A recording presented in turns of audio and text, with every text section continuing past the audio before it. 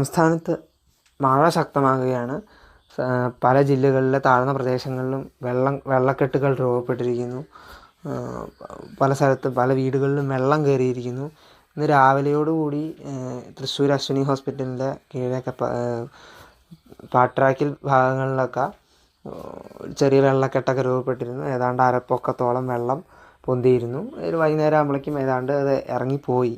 എന്നാലും പല സ്ഥലത്തും പല താഴ്ന്ന പ്രദേശങ്ങളിലും വെള്ളക്കെട്ടുകൾ രൂപപ്പെടുന്നു. മലവെള്ളപ്പാച്ചിൽ ഉണ്ടാകുന്നു പല സ്ഥലങ്ങളിലും. അപ്പോൾ തൃശ്ശൂർ ചേലക്കര ഭാഗങ്ങളിലൊക്കെ മലവെള്ളപ്പാച്ചിലൊക്കെ ഉണ്ടായി എന്നുള്ള വാർത്തകളൊക്കെ പുറത്തേക്ക് വന്നിരുന്നു. എന്തായാലും കാലാവസ്ഥാ നിരീക്ഷണ വകുപ്പ് മഴ മുന്നറിയിപ്പ് അപ്ഡേറ്റ് ചെയ്തിരിക്കുകയാണ്. മലപ്പുറം, തൃശ്ശൂർ, എറണാകുളം, ഇടുക്കി ജില്ലകളിൽ റെഡ് അലർട്ടും പത്തനംതിട്ട, ആലപ്പുഴ, കോട്ടയം, പാലക്കാട്, കോഴിക്കോട്, കണ്ണൂർ, കാസർഗോഡ്, വയനാട് എന്നീ ജില്ലകളിൽ ഓറഞ്ച് അലർട്ടുമാണ് പ്രഖ്യാപിച്ചിരിക്കുന്നത്.